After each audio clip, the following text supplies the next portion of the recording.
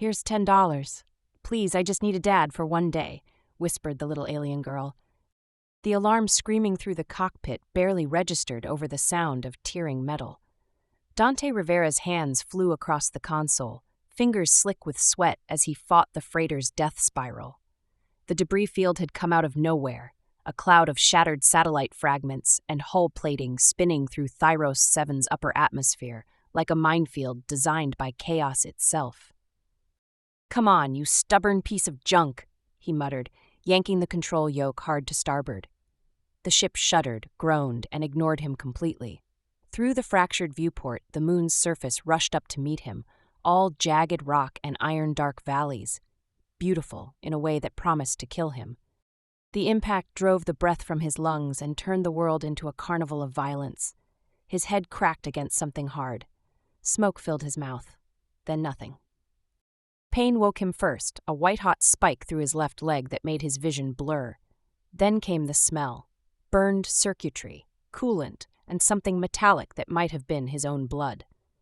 Dante tried to move and discovered that several tons of cargo netting and a collapsed bulkhead had him pinned from the waist down. His left temple felt wet and warm. The cockpit emergency lights pulsed a sickly amber, casting shadows that made the wreckage look like the rib cage of some massive beast. Outside, through the shattered canopy, he could see the pale violet sky of Thyros VII and the distant glow of what might have been a settlement or a research station. He tried to reach the distress beacon and found his arm wouldn't cooperate. Shock, probably. Or a concussion. Maybe both. Footsteps crunched on broken glass. Dante's heart kicked into overdrive. He couldn't turn his head far enough to see who was approaching, but he heard them clearly, measured, deliberate steps that suggested someone who knew exactly what they were doing and had no reason to hurry. A shadow fell across the cockpit, then she appeared. She was tall, impossibly tall, nearly 7 feet, and moved with a predator's grace that made Dante's instincts scream danger even through the fog of pain. Her skin shifted between deep violet and charcoal gray in the emergency lighting, and her eyes glowed faintly amber as they swept across the wreckage with clinical assessment. She wore fitted armor that looked more ceremonial than practical, all flowing lines and elegant curves, and she carried a weapon that hummed with barely contained energy. An Athari, of course, because his day wasn't bad enough already. She studied him the way someone might study an insect pinned to a collection board, interested but only academically. Her hand moved to the weapon at her hip. "Wait," Dante managed, his voice coming out rougher than he intended. "I'm just a cargo pilot, supply run gone wrong, no threat."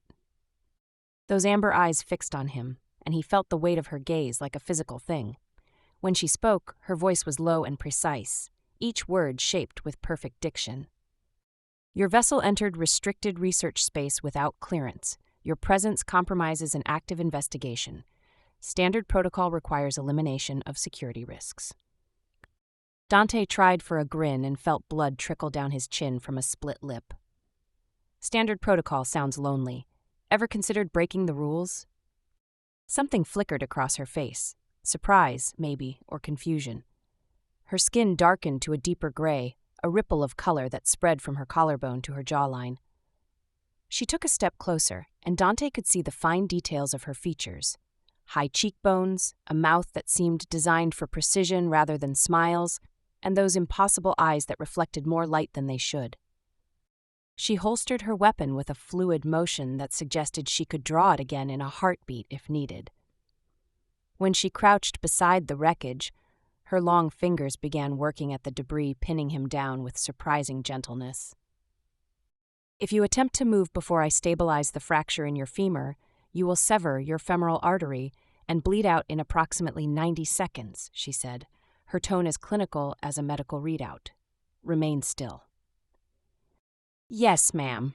The pain was making him lightheaded, but Dante found himself fascinated by the way she worked, each movement economical, purposeful, as though she'd calculated the most efficient path through the task and refused to deviate.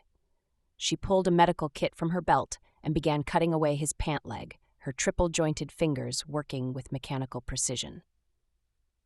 The pressure on his leg suddenly released, and Dante bit back a scream that wanted to claw its way out of his throat.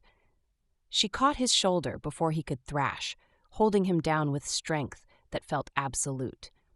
"Breathe," she commanded. "Focus on my voice. Your pain receptors are flooding your system with unnecessary signals. Acknowledge them and dismiss them." "That's not how pain works," Dante gasped. "It is how Ithari manage discomfort." "Well, I'm not Ithari, in case the lack of height didn't tip you off." Another flicker of color across her skin, violet this time, bleeding up from her collarbone like spilled ink. She applied something to his leg that felt like ice and fire simultaneously, and the pain began to recede to a manageable throb. When she moved to examine the gash on his temple, her face was so close he could see the faint luminescence in her eyes, like banked coals waiting for oxygen. "Why are you helping me?" he asked. She paused, her fingers gentle against his scalp as she cleaned the wound. For a moment, she said nothing. Her skin shifted again, gray to violet and back, a rhythm that seemed involuntary. "I have not decided," she said finally. "Your survival or death serves different purposes. I am evaluating which serves logic." "That's comforting." "It was not intended to comfort you." Despite everything, the pain, the crash, the very real possibility that she might still kill him once she'd stabilized his injuries, Dante found himself studying her face. There was something beneath that cold exterior, something that struggled against the rigid control she maintained. He'd seen it in the color shifts, in the momentary hesitations before she spoke. She finished treating his wounds with the same methodical precision she'd shown throughout, then stood and stepped back, regarding him with those unreadable amber eyes. "You will be transported to my research outpost. You will remain under observation until I determine the nature of your presence here and whether it poses a threat to my investigation. If you cooperate, you may survive long enough to see your species again. And if I don't cooperate, then the decision becomes significantly simpler." She turned and began inputting commands into a wrist-mounted device, and Dante watched the rigid line of her shoulders, the precise angle of her spine. Everything about her screamed control, discipline, restraint. Everything except those involuntary color shifts that painted emotions across her skin like confessions she couldn't suppress. A hover stretcher materialized from her device's fabricator, and she guided it beneath him with practiced efficiency. As she activated it and he began to rise from the wreckage, Dante caught her eye. "What's your name?" he asked.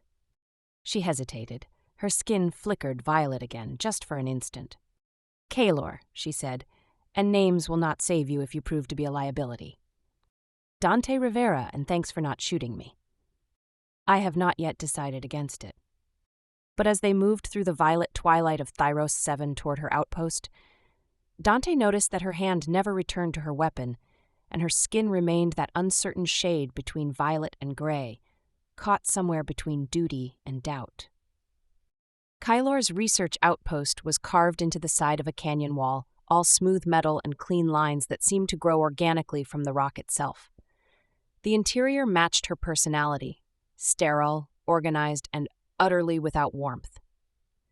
Dante spent his first 2 days there, restrained to a medical platform while his leg healed, watching her move through the space with that same measured grace, always aware of where he was, but never quite looking at him directly. On the 3rd day, she released the restraints. "You will accompany me into the excavation site," she said, her tone leaving no room for negotiation. "The terrain is unstable. Your species has demonstrated adaptability in unpredictable environments. I require someone capable of improvisation." Dante sat up slowly, testing his weight on the newly healed leg. Whatever she'd used on him worked better than anything human medicine could manage. The bone felt solid, the tissue regenerated completely. "Is that Ithari for, I need help but admitting it would kill me?" Her skin flushed dark gray. "It is Ithari for you will be useful or you will remain confined." So yes, she turned away before he could see her expression, but he caught the ripple of violet across her shoulders. 3 days of observation had taught him to read those color shifts like a language she didn't know she was speaking. Gray meant irritation or discomfort. Violet meant something else entirely, something she worked very hard to suppress. The caverns beneath Thyros VII were a maze of collapsed tunnels and chambers that predated any known civilization in the sector. Kaelor moved through them with confidence, her amber eyes providing natural illumination in the darkness, while Dante relied on a handheld light she'd given him with obvious reluctance. The xenotech signal grew stronger the deeper they went, a low hum that Dante could feel in his teeth. "What exactly are we looking for?" he asked, ducking under a low overhang that forced him to walk hunched, while Kaelor barely had to adjust her stride. "Evidence of origin," she said. "The Concord believes this technology predates both our species. Understanding it could reshape our knowledge of galactic development. Or make a hell of a weapon." She stopped walking. When she turned to face him, her skin had darkened to near black, and her eyes blazed with sudden intensity. "Your species always assumes violence as the primary application of discovery." "And yours doesn't?" Dante met her gaze without flinching. "You were ready to shoot me on sight, remember? Standard protocol." For a long moment, she said nothing. Then her skin shifted back to violet, and she looked away. That was different. "How?" "I did not shoot you." It was the closest thing to vulnerability he'd heard from her, and it made something tighten in his chest. He wanted to push, to ask why she'd chosen differently, but the ground beneath them trembled, a reminder that the moon's stability was as uncertain as everything else about their situation. They worked in tense silence for hours, Dante hauling equipment while Kaelor took readings and made notations on a holographic display that materialized from her wrist device. Her methodology was flawless, each action building logically on the last, and Dante found himself appreciating the elegance of her process, even when it drove him crazy with its slowness. "We could move faster if you'd let me help with the analysis," he offered. "You lack the training." "I lack the attitude, you mean?" She looked at him then, really looked at him, and he saw something in her expression that might have been curiosity. "You find my approach inefficient." "I find your approach lonely," he said before he could stop himself. Her skin blazed violet so bright it was almost luminous in the darkness, and she turned away sharply, her shoulders rigid. They didn't speak again until they emerged from the caverns as the violet sky deepened toward night. The settlement was small, barely more than a cluster of prefabricated structures where Athari researchers and support staff maintained a minimal presence. Kaelor needed to requisition additional equipment, and Dante followed her through narrow streets where other Athari watched him, with expressions that ranged from curiosity to outright hostility. He was used to being unwelcome. Cargo pilots went places they weren't wanted all the time, but there was something particularly cold about the way these people looked at him, as though he were contaminated just by existing. They were passing through a shadowed alley between two buildings when Dante heard the small, choked sound behind him. He turned and saw her. She was tiny, maybe 8 years old in human terms, with skin that shifted between pale pink and rose around her cheeks and nose. Her silver-white hair fell in uncombed waves past her shoulders, and her eyes were enormous, far too large for her small face, with pale golden irises that shimmered with unshed tears. She wore a tattered tunic that hung loosely on her thin frame, and her stick-thin arms were wrapped around herself as though she were trying to disappear. She was looking directly at Dante with an expression of desperate hope that made his breath catch. "Ishya," Kaelor's voice was sharp, almost panicked. "Return to your facility. This human is not your concern." But the child didn't move. She took a trembling step forward, and Dante saw that her small hands were clenched around something. When she reached him, she slowly opened her fingers to reveal a crumpled 10-credit note, the kind of money that wouldn't buy a decent meal anywhere in the sector. "Please," she whispered, her voice barely audible. Her lower lip trembled and a tear spilled down her pink cheek. "I just need a dad for one day." Dante felt something crack open in his chest. He knelt down slowly, bringing himself to her eye level, and the child's enormous eyes widened with fragile hope.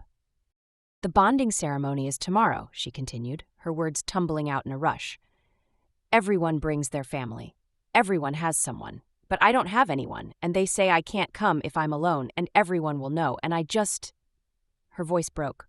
"Please, I have money. I can pay you." Dante looked up at Kaelor, searching for guidance, for some cultural context that would help him understand. But Kaelor had turned away, her shoulders rigid, her skin flushed so dark it was almost black. Her hands were clenched into fists at her sides, and he realized with sudden clarity that she was ashamed. "Kaelor," he said quietly. "Do not involve yourself in Athari cultural matters," she said, her voice tight.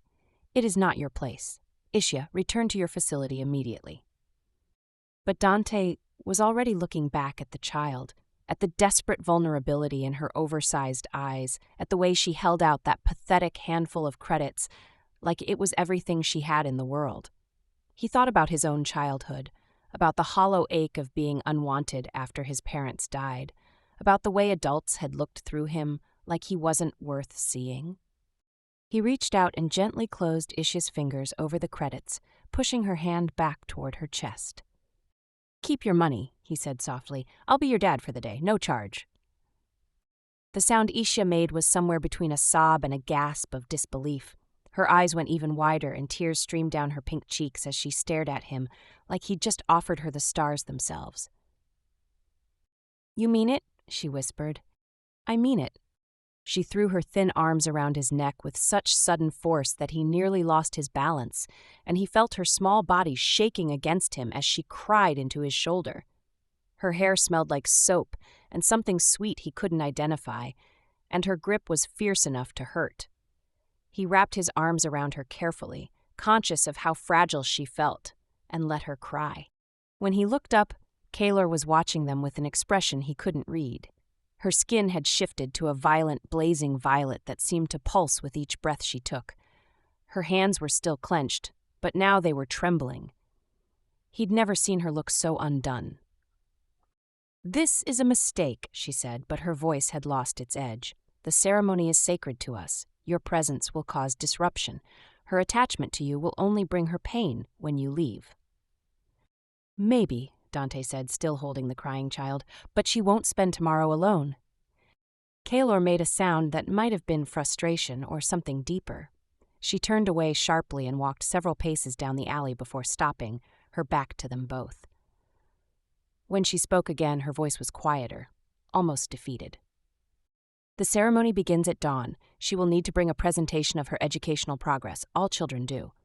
She paused. "I will provide the necessary materials." Dante felt something shift between them, some fundamental change in the architecture of their relationship. When Ishya finally pulled back from his shoulder, her face was blotchy and wet, but she was smiling, a small, tremulous thing that transformed her features. "Thank you," she whispered. "Thank you, thank you, thank you." "What's your name, sweetheart?" Dante asked. Ishya. "I'm Dante, and we're going to make tomorrow a good day, okay?" She nodded, still smiling, still crying, and when she finally turned to walk back to her facility, she kept looking over her shoulder at him as though afraid he might disappear. Dante watched her go, something heavy settling in his stomach. He'd made a promise to a child who'd been taught that needing someone was shameful, and he had no idea what that promise would cost. Kaelor still stood with her back to him, her skin gradually shifting from violet back to gray. When she finally turned around, her expression was controlled again, but he could see the cracks in her armor. "Why?" she asked simply. "Because no kid should feel like that," Dante said. "Not ever, and especially not because some culture decided that love is weakness." Her skin blazed violet again, and this time she didn't look away. She walked toward him slowly, deliberately, until she was close enough that he could see his reflection in her amber eyes. Then she reached out and touched his face with trembling fingers, her palm warm against his scarred cheek. "I do not understand you," she whispered, "but I want to." Before he could respond, her wrist device chimed sharply. She pulled her hand back as though burned, her skin flushing dark gray. She glanced at the display, and whatever she saw there made her entire body go rigid. "Vera," she said, her voice carefully neutral. "What is it?" The voice that responded was female, clipped and urgent. "Commander Thyros knows about the human. He's seen the footage from the settlement. He's coming, Kaelor, and he's not coming alone." The bonding ceremony happened at dawn, before Thyros could arrive. Kaylor had made that possible, risking further scrutiny by altering records to move the event forward by 6 hours. She said nothing about it, but Dante understood the gift for what it was. The community hall was filled with Athari families standing in precise rows with their children positioned in front of them. Dante stood with Ishya near the back, his hand resting on her thin shoulder. She wore a cleaner tunic that Kaylor had provided, and her wild silver hair had been braided, badly, by Dante's unpracticed hands, but Ishya had smiled at him in the mirror like he'd given her something precious. When her turn came, Ishya walked to the front with her project clutched in both hands, a model of Thyros VII's orbital pattern constructed from scavenged wire and polymer scraps. Her voice shook as she explained the mathematics behind tidal locking, but she didn't falter. Dante watched her stand there, so small and brave, and felt pride swell in his chest. An Athari official, his skin a cold slate gray, looked from Ishya to Dante with undisguised contempt. This child presents with a human proxy. Such deviation diminishes the ceremony's sanctity. Dante stepped forward, keeping his voice calm. She presents with family. That's what the ceremony requires. You are contamination, the official said flatly. Your presence is an insult to our traditions. Your traditions tell a kid she's not worth loving unless she has the right paperwork, Dante replied. I'm pretty sure the insult started before I got here. Murmurs rippled through the assembled families. Before the official could respond, Kaylor's voice cut through the room like a blade. The ceremony will continue as scheduled. Ishya has fulfilled all requirements. Move on. She stood near the entrance, tall and imposing in formal armor. Her skin was carefully neutral gray, but her eyes blazed amber as she stared down the official. He held her gaze for a long moment, then looked away first. When the ceremony concluded, Ishya ran to Dante and wrapped her arms around his waist. Thank you for staying. Dante knelt and hugged her properly, feeling her small body shake with relief. You did great up there. I'm proud of you. She pulled back to look at him, her enormous eyes brimming with tears. Can you stay? Can you be my dad for real? The question drove through his ribs like a physical blow. He glanced at Kaylor, who stood watching from across the room, then looked back at Ishya and touched her cheek gently. I can't stay here, sweetheart. I wish I could, but you're going to be okay. Kaylor approached as the families dispersed. She looked down at Ishya, and her mask slipped. Her skin flickered violet, and something soft crossed her features. You performed well, she told the child quietly. Return to your facility. There will be complications from today. Stay inside until they pass. Ishya gave Dante one last fierce hug before running off, her wild silver hair streaming behind her. Dante watched her go and felt the loss like a wound. She will remember this day for the rest of her life, Kaylor said softly. Before Dante could respond, the doors burst open. Commander Thyros entered with 4 armed soldiers, their weapons drawn. He was imposing, nearly 8 feet tall, with iron-gray skin and a scar bisecting his throat. His eyes were pale and cold as they fixed on Dante with absolute contempt. Researcher Kaylor. His voice was deep and precisely modulated. You have violated protocol by harboring an unauthorized human. You have allowed him to contaminate our cultural ceremonies. You are hereby ordered to surrender the human for immediate termination and submit yourself for disciplinary evaluation. Kaylor stepped between Dante and the soldiers. Dante Rivera has committed no hostile acts. His presence was accidental. Killing him serves no strategic purpose. His presence is the hostile act, Thyros replied. Your defense confirms the contamination I was warned about. Look at yourself, researcher. Your skin betrays you. Dante glanced at Kaylor and saw that her skin had flushed deep violet, spreading from her collarbone up her neck. She was trying to suppress it, but her body wouldn't obey. You watched him interact with the orphan child, Thyros continued. You allowed him to participate in our sacred ceremony. You touched his face with your bare hand. He pulled up a holographic display showing footage from the previous night, Kaylor reaching out to touch Dante's cheek, her expression vulnerable. This is not judgment. This is infection. The soldiers moved forward, surrounding Dante. He tensed, calculating odds that weren't in his favor. Stand down, Kaylor's voice cracked like a whip. I am senior researcher on this expedition. You have no authority here, Thyros interrupted. I am acting under direct orders from the Concord Council. You will be taken into custody. The human will be eliminated.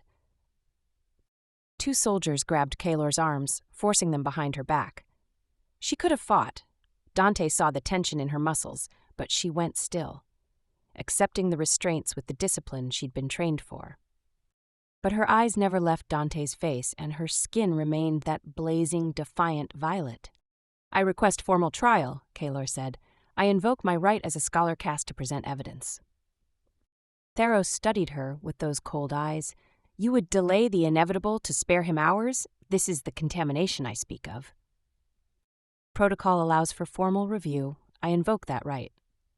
Thyros made a sharp gesture, and the soldiers lowered their weapons fractionally.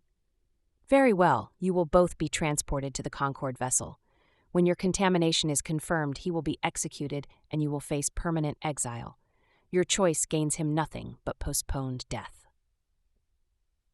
It gains him time, Kaelor said, and time is not nothing. They were separated immediately. Dante was locked in a storage compartment with 2 guards stationed outside. Hours passed as he paced the small space, his mind racing through scenarios. His salvaged wrist comm, the one the guards had missed because it looked like a broken watch, buzzed with an incoming encrypted signal. Rivera, you still breathing? The voice was familiar and rough. Sarah? Dante pressed the device close to his ear. How did you... Tracked your emergency beacon. Took me 3 days to get here. I've got 2 other ships with me, old militia crew, but I need to know something. Is this worth dying for? Dante thought about Kaelor's face when she'd touched his cheek, about Ishya's desperate plea and the terrible loneliness in a culture that punished connection. Yeah, he said quietly, it's worth it. Then sit tight, we're coming in during their next shift change. The signal cut out. Dante sat back against the wall, his heart hammering. In her cell 3 decks away, Kaelor endured Thyros' interrogation. He showed her the footage again, her watching Dante with Ishya, her touching his face, the flickers of violet she couldn't control. You are scholar caste, Thyros said, his voice almost gentle in its cruelty. This human has poisoned you in less than a week. Imagine what contamination he could spread if allowed to live. He showed compassion to a child, Kaelor replied. If that is poison, then perhaps we have been dying of its absence. Thyros' expression hardened. You confirm your corruption. I will execute the human at dawn and transport you to the Concord homeworld for reconditioning. Kaelor said simply, "Thy..." She felt the words settle in her chest like a declaration of war. For the first time in her life, Kaelor understood that some choices couldn't be unmade. Dante had shown her what her people had sacrificed in their pursuit of perfect emotional control, and she could never unsee it. The door opened, Vera stepped inside, her bronze skin flushed with urgency. I don't have long, she said quietly. I've seen the xenotech data, the full analysis. It's not just a weapon, it's a historical archive. And if what I've translated is accurate, the Concord has been lying about human origins for decades. The truth could shatter everything they've built. Enough! Thyros' voice cut through the cell like ice. He stood in the doorway, weapon drawn. The human dies in 1 hour. You will watch, researcher Kaelor. You will see the consequence of your weakness. But Kaelor was thinking about time, about Dante's smile when Ishya hugged him, about the way he'd looked at her like she was more than protocol and restraint. Time is not nothing, she'd told him, and she intended to use every second of it. The explosion rocked the Concord vessel at exactly the moment Sarah promised it would. Emergency klaxons screamed through the corridors, and Dante's storage compartment door hissed open. Vera stood in the doorway, her copper eyes bright with determination. Move, she said, tossing him a compact plasma cutter. Kaelor is 3 decks down. We have maybe 4 minutes. They ran through smoke-filled corridors as Athari soldiers rushed past toward the breach point. When they reached Kaelor's holding cell, Vera punched an override code into the access panel. Kaelor stood in the center of the small space, restraints still locked around her wrists. When she saw Dante, her skin blazed violet, so bright it seemed to glow. You should have escaped, she said, but there was no anger in her voice. Not without you, Dante replied, stepping forward to work on her restraints with the plasma cutter. The metal fell away, and Kaelor rubbed her wrists, her fingers trembling. Thyros is heading to Thyros VII, Vera said urgently. He'll destroy the Xenotech archive before anyone can access the truth. Then we go there first, Kaelor said. They fought their way to the docking bay where Sarah's ship waited. Twice they encountered soldiers, and twice Kaelor moved with lethal precision to protect Dante. When she killed the second soldier, he saw something break behind her eyes. Aboard Sarah's ship, they broke atmosphere with Thyros' vessel in pursuit. The older woman flew like she was born to it, threading through debris fields and using the moon's unstable magnetic poles to shake their pursuers. You've got about 20 minutes, Sarah called back. Whatever you're planning, make it fast. They landed hard near the cavern entrance and raced through tunnels Dante had mapped during their earlier expedition. The Xenotech chamber pulsed with energy, the walls covered in symbols that shifted and reorganized. In the center stood a crystalline structure that defied simple geometry. Kaelor moved to the interface, her hands flying across controls. Data streamed across holographic displays, language, mathematics, historical records spanning millennia. Her skin shifted through a dozen shades as she processed what she was seeing. It's all here, she whispered. The truth about both our species. We didn't evolve separately. We were seeded from the same origin point. The Concord suppressed this knowledge to maintain their claim of superiority. Everything we've built is predicated on a lie. The ground shook. Through the cavern entrance, they could see Thyros' soldiers descending in dropships. Download what you can, Dante said. We'll hold them off. But Kaelor turned to face him, and her expression stopped his heart. If this data reaches the Concord, they will destroy it and everyone who's seen it. If it reaches human authorities, they will use it as justification for war. The only way to ensure the truth matters is to ensure no one can weaponize it. You want to destroy it? I want to trust that someday, when both our peoples are ready, someone else will discover the truth. But today it can only bring more death. Dante stared at her, understanding. The Xenotech could shift the balance of power, could end the Cold War between species, and she wanted to erase it all.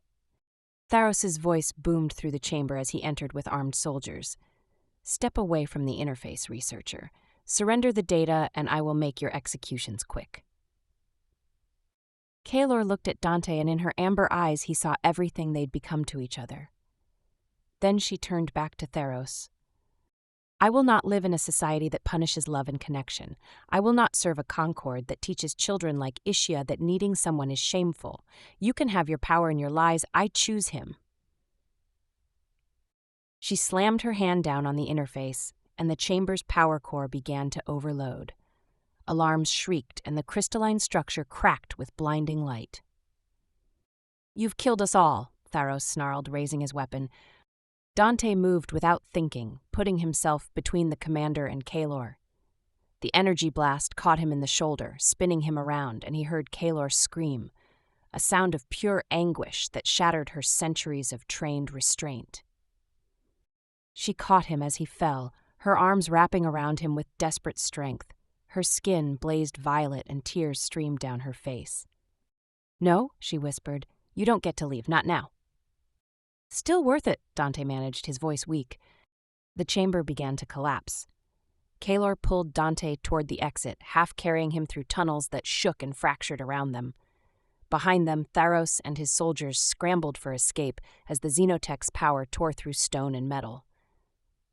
They emerged onto the surface as the ground split open behind them. Sarah's ship swooped low and Vera hauled them aboard. As they lifted off, Dante watched Thyros VII's surface crack and glow with molten fire, the Xenotech lost forever. In the ship's medical bay, Kaelor worked on his shoulder with hands that still trembled. The wound was serious but survivable, and he watched her face as she treated him, her skin remaining violet, her tears unceasing. I thought you said Athari don't cry, he said softly. Athari don't, she replied, her voice breaking, but I'm not sure what I am anymore. You're Kaelor, Dante said, reaching up to touch her face, and you're the bravest person I've ever met. She leaned into his touch, her amber eyes searching his. I have nowhere to go, no people. The Concord will hunt me for treason. Then we'll go somewhere together, somewhere they can't find us. She leaned down and kissed him, not the desperate kiss in the collapsing tunnel, but something slower, deeper, full of promise and vulnerability. When they finally pulled apart, Dante smiled up at her. There's one more thing we need to do. 2 months later, on a frontier station at the edge of known space, Dante and Kaelor stepped into a cramped apartment where Ishya waited. Vera had arranged the extraction, pulling strings to get the child off Thyros VII before the Concord could use her as leverage. When Ishya saw them, her enormous golden eyes went wide. Then she ran, a sprint that ended with her launching herself into Dante's arms with enough force to make his healing shoulder protest. You came back, she sobbed into his chest. You came back for me. Told you I wouldn't leave you alone, Dante said, holding her tight. Kaelor knelt beside them and tentatively reached out to touch Ishya's wild silver hair. Would you like to stay with us? She asked quietly. It won't be easy. We're outlawed by the Concord and questioned by human authorities. But you'll have a family. You'll be wanted. Ishya looked between them with wonder, then threw one arm around Kaelor's neck, completing their circle. Yes, she whispered. Please, yes. They operated as independent contractors now, taking jobs that kept them moving and kept them safe. The frontier was rough and dangerous, but it was also free. Free from the Concord's rigid hierarchies, free from humanity's suspicious bureaucracies. They carved out a life in the spaces between, and slowly, carefully, they built something that looked like home. Late at night, when Ishya was asleep in her small bunk and the ship hummed quietly around them, Dante and Kaelor lay together in the dim cargo hold. Her head rested on his chest, and he traced patterns on her shoulder. Do you regret it? He asked. Losing everything? Kaelor was quiet for a long moment. When she spoke, her voice was steady and sure. I lost a culture that denied who I was. I lost a society that punished feeling. What I gained, she lifted her head to look at him, and her skin glowed soft violet in the darkness. What I gained is everything that matters. He kissed her forehead, and she settled back against him with a contented sigh. Outside their viewport, the stars wheeled in their ancient dance, indifferent to the borders species drew between themselves. And somewhere in that vast darkness, two people from different worlds proved that understanding could bridge even the deepest divides, and that some bonds were worth every risk.